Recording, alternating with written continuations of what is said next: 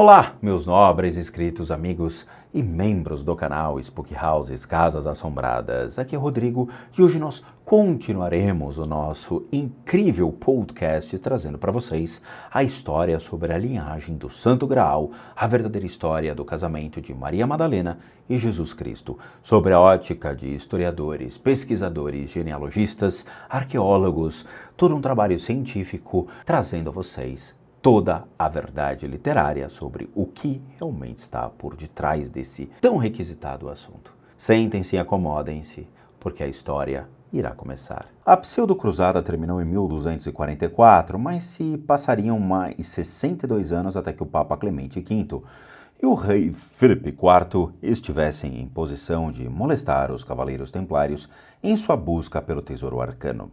Em 1306, a Ordem de Jerusalém já era tão poderosa que Filipe IV da França os via com certa preocupação. Ele devia muito dinheiro aos cavaleiros e estava praticamente falido. Além disso, ele temia o poder político e esotérico dos templários, que certamente era muito maior do que o dele. Com o apoio do Papa, o rei Filipe perseguiu os templários na França e se empenhou em eliminar a ordem em outros países.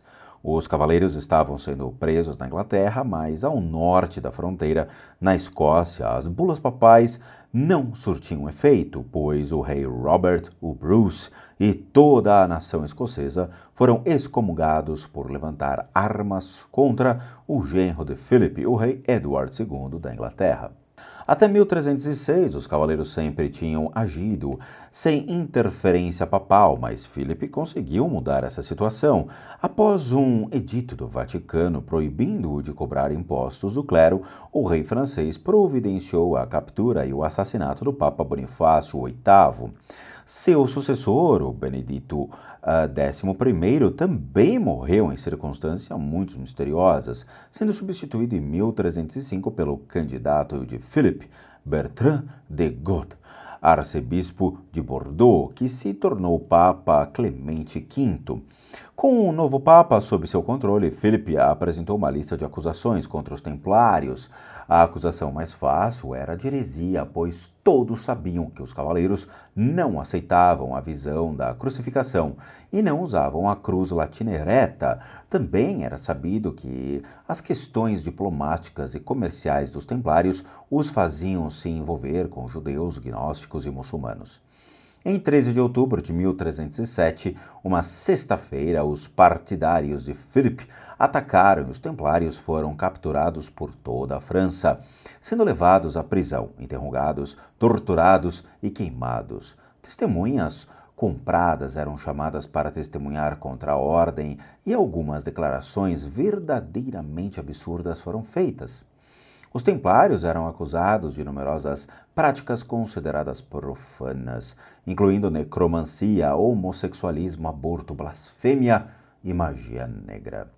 Uma vez tendo dado seu depoimento sob circunstâncias que envolviam suborno e coerção, as testemunhas desapareciam sem deixar traços. Mas, apesar de tudo isso, o rei não alcançou seu objetivo primário, pois o tesouro continuou inacessível para ele. Seus vassalos tinham vasculhado toda a área de Champagne e Languedoc, mas o tempo todo maior parte do tesouro estava escondida nos cofres do Tesouro de Paris. Naquela época, o grão-mestre da ordem era Jacques de Molay. Sabendo que o Papa Clemente V era o peão do rei Philippe, Molay providenciou para que o tesouro de Paris fosse removido numa frota de 18 galeras de La Rochelle. A maioria desses navios singrou para a Escócia. Alguns foram para Portugal, mas Philippe não sabia disso e negociou com vários monarcas para que os templários também fossem perseguidos fora da França. Subsequentemente, ele obrigou o Papa Clemente a proibir a ordem em 1312 e 2 anos depois, Jacques de Molay foi queimado na estaca. Edward II da Inglaterra relutava em se voltar contra os cavaleiros, mas, sendo genro de Philippe, viu-se numa posição difícil. Assim, ao receber uma instrução clara do Papa, ele concordou com a ordem da Inquisição. Muitos templários foram presos na Inglaterra, suas terras, e vitórias confiscadas e depois passadas para os hospitalários de São João. Na Escócia, porém, a história foi bem diferente. A bula papal foi totalmente ignorada. Muito tempo antes, em 1128, Hughes de Paynes conhecera o rei David I dos escoceses, logo depois do concílio de Troyes, e São Bernardo de Clairvaux integrava a igreja celta, com sua abastada ordem cisterciense. O rei Davi concedeu a Hughes e seus cavaleiros as terras de Ballandrandoch, próximas ao estuário de Forth, hoje a Vila do Templo, e eles estabeleceram sua sede principal em South Esk. A ordem, então, foi promovida e encorajada por sucessivos reis, particularmente William, o Leão. Tratos consideráveis de terras eram passados para os cavaleiros, especialmente nas cercanias de Lothian e Aberdeen. E os templários também tomaram posse das propriedades de Ayr e no oeste da Escócia. Um grande contingente lutou em Bannockburn em 1314, ganhando grande proeminência em Lorne e Argyll. Desde o período de Robert o Bruce, cada sucessivo herdeiro Bruce e Stuart era um cavaleiro templário por nascimento, e em virtude disso a linhagem real escocesa compreendia não só reis sacerdotes, mas também os reis cavaleiros. Desde a época dos Merovingios, depostos a mais importante dinastia reinante na sucessão dos Despossini foi a Casa Real de Stuart, da Escócia, cuja herança era parte escocesa e parte bretã. Quanto à ancestralidade escocesa, um dos personagens mais importantes era Banquo, o Thane de Lochinver do século XI.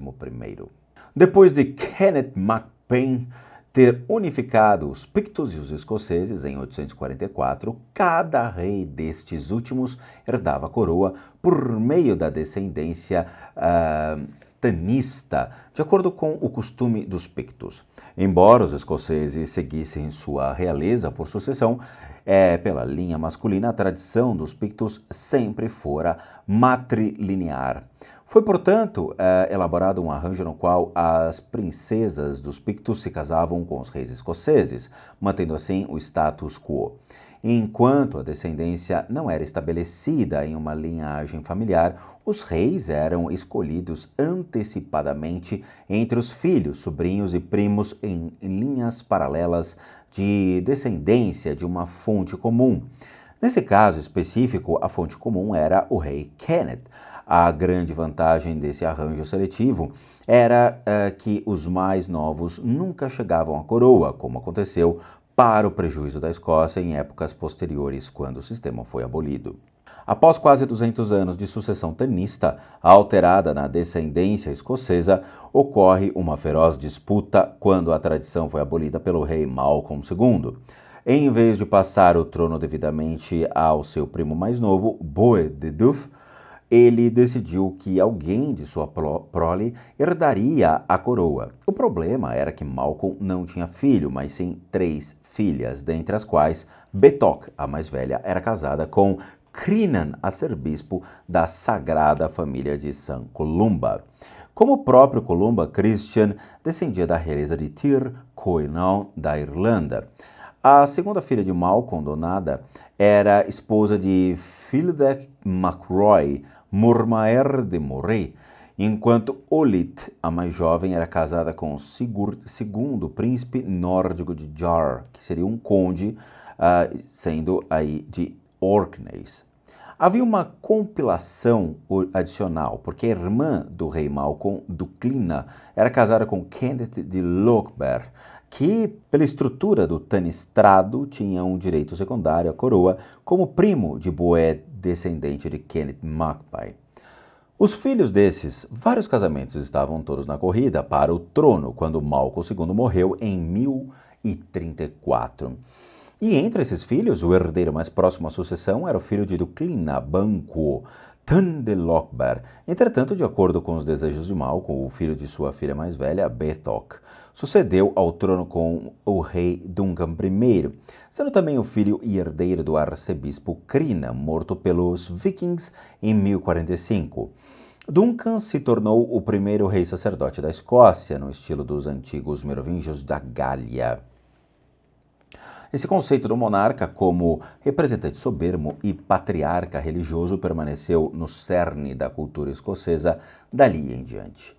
Antes da morte de Malcolm, uma revolta contra a sucessão planejada fora instigada por Gruach, filha mais velha do tenista lógico Bued de Duf, que não tinha filhos vivos. Consequentemente, o rei Malcolm matou Bued, deixando Gruach com uma significativa reivindicação soberana segundo as regras do tenistrado. Com isso, ela impôs uma oposição ferrenha contra o rei, que respondeu matando seu marido, Gilla Condin de Moray. Gruach estava grávida na época, fugiu buscando a proteção de seu primo, Macbeth, o filho de Donada e Philidach, por casamento. Pouco depois, em 1032, ela se casou com seu protetor e se tornou Lady Macbeth. Bom, meus amigos do canal, espero que vocês tenham gostado deste incrível capítulo. Realmente, nós teremos uma saga histórica desvendando todo o passado e trazendo elucidações sobre todas as dúvidas que nós temos sobre o que realmente aconteceu em todo esse passado. Eu espero que vocês tenham gostado. Por favor, se inscrevam no canal, deixem seu like e compartilhem esse conhecimento para que muitas pessoas tenham acesso a tamanho aprendizado. E, como eu sempre digo a todos, bons sustos a todos nós.